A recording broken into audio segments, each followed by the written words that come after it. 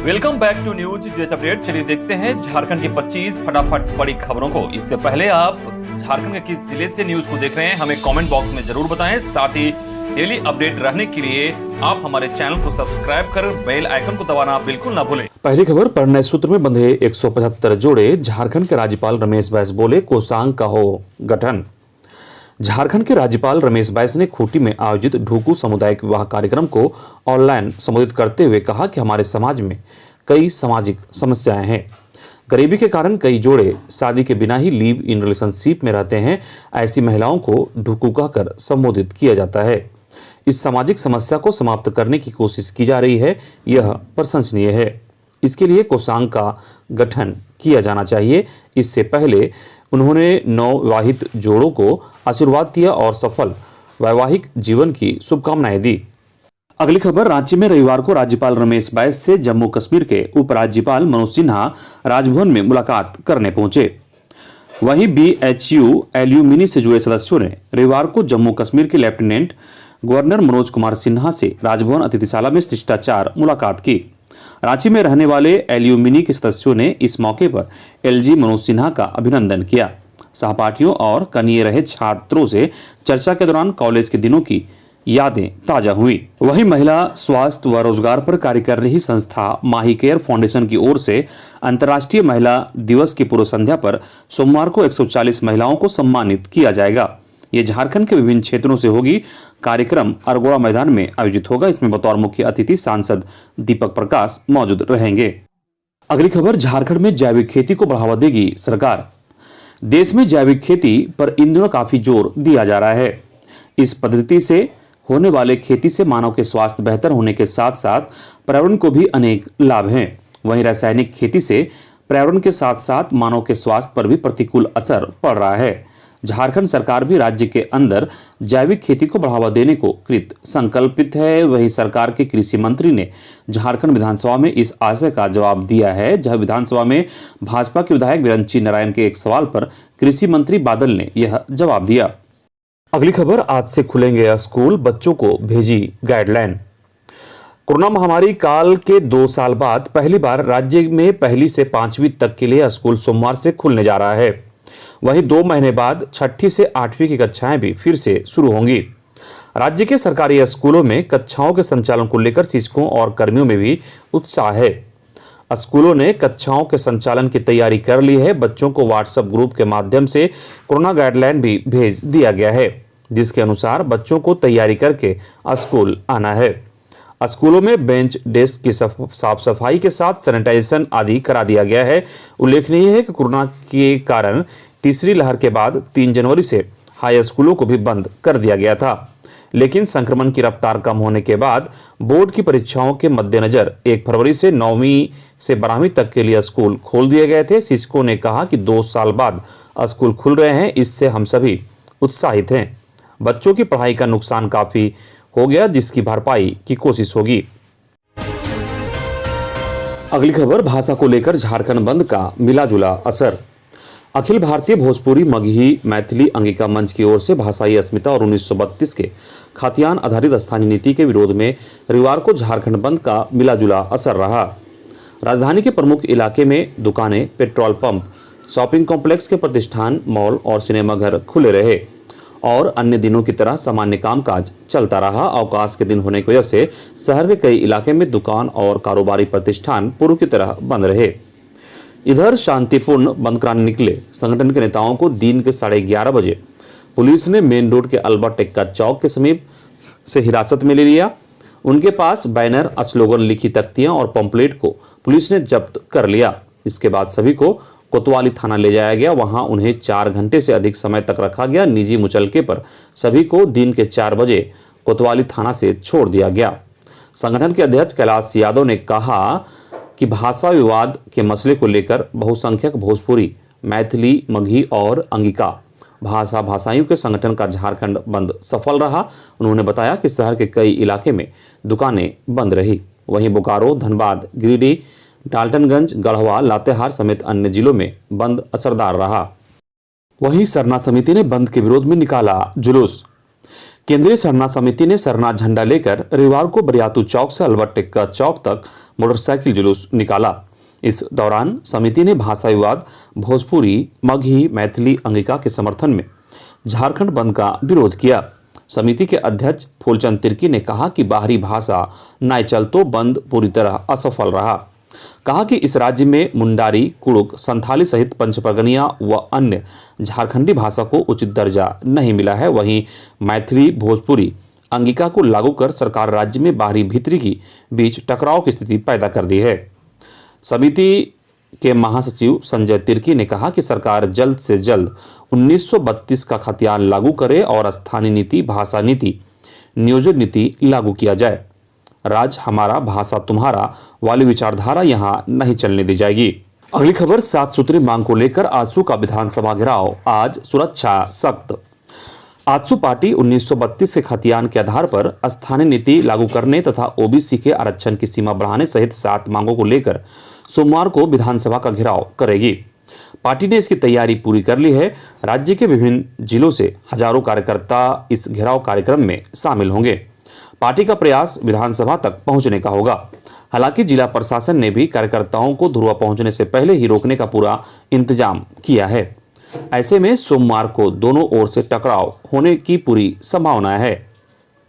Party की अन्य मांगों में सरना धर्म कोड लागू करने, जाति आधारित जनगणना कराने, आंदोलनकारियों को सम्मान देने आदि भी शामिल हैं। अगली खबर, स्वास्थ्य मंत्री बन्ना गुप्ता का बड़ा बयान, कहा मेडिकल प्रोटेक्शन एक्ट लागू होगा। रांची में चिकित्सकों का हुआ महाजुटान, 600 से अधिक चिकित्सकों ने की कार्यक्रम में लिया हिस्सा। रांची के करमटोली स्थित IMA भवन में रविवार को IMA के एनुअल कॉन्फ्रेंस जिमाकोन 2022 का आयोजन किया गया। IMA के इस भव्य आयोजन में राज्य और राज्य के बाहर के करीब 600 डॉक्टरों ने भाग लिया। IMA के अनुसार झारखंड IMA की ओर से आयोजित यह कार्यक्रम झारखंड में डॉक्टरों का अब तक का सबसे बड़ा आयोजन हुआ। कार्यक्रम में मुख्य अतिथि के तौर पर स्वास्थ्य मंत्री बन्ना गुप्ता ने भाग लिया। उन्होंने कहा कि चिकित्सकों को अपने परिवार का सदस्य समझता हूं। मैंने मेडिकल प्रोटेक्शन एक्ट MPA लाने के लिए सदन के पटल पर कैबिनेट के माध्यम से रखा था, लेकिन हमारे मंत्रिपरिषद के सदस्यों ने इनमें कुछ बदलाव करने की बात कहकर इसे रोक दिया। उन्होंने कहा कि देर ही भले, लेकिन MPA जरूर लागू किया जाएगा। उन्होंने साथ ही कहा कि प्राइवेट अस्पतालों ने कोरोना काल में धन अर्जन तो जरूर किया, लेकिन अपने अस्पताल के कर्मचारियों को अतिरिक्त मानदेय नहीं दिया। वहीं क्लिनिकल एस्टेब्लिशमेंट एक्ट पर मंत्री बन्ना गुप्ता ने कहा कि इसमें कुछ परेशानियां जरूर है, लेकिन इसमें संशोधन की बात है तो इस पर सरकार के स्तर से संशोधन किया जाएगा। वहीं IMA के राष्ट्रीय अध्यक्ष डॉक्टर सच्चिदानंद सिंह ने कहा कि झारखंड में क्लिनिकल एस्टेब्लिशमेंट एक्ट में संशोधन करते हुए 50 बेड से कम के अस्पताल को इससे बाहर रखा जाए। अगली खबर, शिक्षा मंत्री जगन्नाथ महतो ने कहा स्थानीय नियोजन नीति में 1932 का खतियान हर हाल में होगा लागू। झारखंड में स्थानीय भाषा से भोजपुरी और मगही को हटाने की मांग हुई तो हमारी सरकार ने स्थानीय भाषा की सूची से भोजपुरी और मगही भाषा को हटाया। अब 1932 का खतियान लागू करना है। ये बातें शिक्षा मंत्री जगन्नाथ महतो ने बोकारो के चंद्रपुरा प्रखंड के नर्रा पंचायत में बालिका आवासीय विद्यालय का भूमि पूजन समारोह को संबोधित करते हुए कहा। शिक्षा मंत्री ने कहा कि स्थानीय नियोजन नीति में 1932 का खतियान हर हाल में लागू करेंगे। उन्होंने झारखंड के सभी पार्टियों से अपील करते हुए कहा कि 1932 मामले में सब के सब बहती गंगा में हाथ धो लें, अन्यथा जनता पूछने वाली नहीं। उन्होंने कहा कि राज्य में 1985 का खतियान लागू किया गया तो खूब ढोल पीटा गया। हम 1932 के खतियान लागू करेंगे, इसको लेकर सरकार काम कर रही है। अगली खबर, भाषा विवाद गंभीर मसला, राजनीतिकरण के पीछे साजिश, अविनाश पांडे। कांग्रेस के झारखंड प्रदेश प्रभारी अविनाश पांडे रविवार को पार्टी के कार्यक्रम में दुमका पहुंचे। यहां पत्रकारों से बातचीत करते हुए कांग्रेस के झारखंड प्रभारी अविनाश पांडे ने भाषा विवाद के राजनीतिकरण के पीछे साजिश का इशारा किया। पांडे ने कहा कि इस राज्य में भाषा को लेकर जो विवाद हो रहा है वह एक गंभीर मामला है। एक षड्यंत्र के तहत इसका राजनीतिकरण हो रहा है। भाषा पर कोई विवाद नहीं होना चाहिए। झारखंड कांग्रेस के प्रभारी अविनाश पांडे ने प्रेस वार्ता में कहा कि केंद्र सरकार की जो विफलता है, बढ़ती महंगाई और बेरोजगारी की समस्याएं उनसे ध्यान भटकाने के लिए राज्य में भाषा विवाद उत्पन्न किया जा रहा है, लेकिन इस राज्य के युवा समझदार हैं। अगली खबर, 6 जिलों में आज से फाइलेरिया उन्मूलन। फाइलेरिया उन्मूलन को लेकर राज्य के 6 प्रभावित जिलों में सोमवार से मास ड्रग एडमिनिस्ट्रेशन MDA कार्यक्रम शुरू होगा। अभियान 7 से 12 मार्च तक चलेगा। इस दौरान साहिबगंज, बोकारो, धनबाद, रामगढ़, गुमला व देवघर में लोगों को फाइलेरिया के प्रभाव से बचाने के लिए फाइलेरिया रोधी दवा दी जाएगी। राज्य कार्यक्रम अधिकारी vector borne disease doctor SN Jha ने कहा कि राज्य सरकार 2030 तक रोग के झारखंड से पूर्ण उन्मूलन के लिए प्रतिबद्ध है। इसी क्रम में राज्य सरकार द्वारा 7 मार्च से 12 मार्च तक यह कार्यक्रम संचालित किया जाएगा। इसके साथ ही राज्य में हाइड्रोसील और लिम्फेडेमा के मरीज को सूची के अद्यतन किया जाएगा ताकि रोग का प्रबंधन सही तरीके से हो सके। अगली खबर, तेली समाज की मानव श्रृंखला 11 को। झारखंड प्रदेश तेली समाज और छोटानागपुरिया तेली समाज झारखंड में होने वाले त्रिस्तरीय पंचायत चुनाव में OBC समाज को मिलने वाले आरक्षण को समाप्त करने का विरोध करेगा। पंचायत चुनाव में OBC को आरक्षण की मांग को लेकर 11 मार्च को गुमला से रांची तक मानव श्रृंखला बनाई जाएगी। इसके जरिए समाज के लोग सरकार के निर्णय का विरोध करेंगे। उन्होंने बताया कि राज्य के 5 जिला गुमला, सिमडेगा, लोहरदगा, खूंटी और रांची में पिछड़ा वर्ग बहुसंख्यक निवास कर रहे हैं। अगली खबर, आपस में भिड़े थानेदार और सब इंस्पेक्टर SP ने दोनों को किया सस्पेंड। खबर पाकुड़ के हिरनपुर थाना का है, जहां ड्यूटी को लेकर हुए विवाद के बाद 2 पुलिस अधिकारी आपस में भिड़ गए। मामला इतना आगे बढ़ गया कि नौबत हाथापाई की आ गई, जिसमें सब इंस्पेक्टर जफर आलम घायल हो गए। मामले की जानकारी जैसे ही उच्च अधिकारियों को हुई, उन्होंने एक्शन लेते हुए दोनों को सस्पेंड कर दिया। जानकारी के मुताबिक थाना प्रभारी मदन कुमार ने सब इंस्पेक्टर जफर आलम को गश्ती में जाने की ड्यूटी दी थी और इसी बात को लेकर दोनों के बीच पहले कहासुनी हुई और फिर मारपीट होने लगी। मारपीट के दौरान नाक में चोट लगने पर सब इंस्पेक्टर जफर आलम घायल हो गए, जिन्हें इलाज के लिए अस्पताल में भर्ती कराया गया। अगली खबर, विनोबा भावे विश्वविद्यालय के कुलपति को मिलेगा कर्नल कमांडेंट की उपाधि, राज्यपाल करेंगे सम्मानित। विनोबा भावे विश्वविद्यालय के कुलपति को कर्नल कमांडेंट की उपाधि से नवाजा जाएगा। इसको लेकर रक्षा मंत्रालय की ओर से 12 फरवरी 2022 को इसकी अधिसूचना जारी की गई है। 7 मार्च यानी सोमवार को राज्यपाल रमेश बैस कुलपति को उपाधि देंगे। इसको लेकर राजभवन में भव्य कार्यक्रम का आयोजन किया गया है। हजारीबाग के विनोबा भावे विश्वविद्यालय के कुलपति डॉक्टर मुकुल नारायण देव को कर्नल कमांडेंट की उपाधि से नवाजे जाएंगे। यह उपाधि डॉक्टर देव को रक्षा मंत्रालय की सेना शाखा की NCC प्रभाग की ओर से प्रदान किया जाएगा। भारत सरकार के गजट में इसकी सूचना 12 फरवरी 2022 को प्रकाशित की गई है। अगली खबर, यूक्रेन में फंसी लातेहार की लतिका पहुंची रांची, एयरपोर्ट पर उतरते ही डबडबाई आंखें। रूस और यूक्रेन के बीच जारी जंग के बीच फंसी झारखंड की आदिम जनजाति आदिवासी बेटी लतिका ठिठियो रविवार को शाम सकुशल झारखंड पहुंच गई।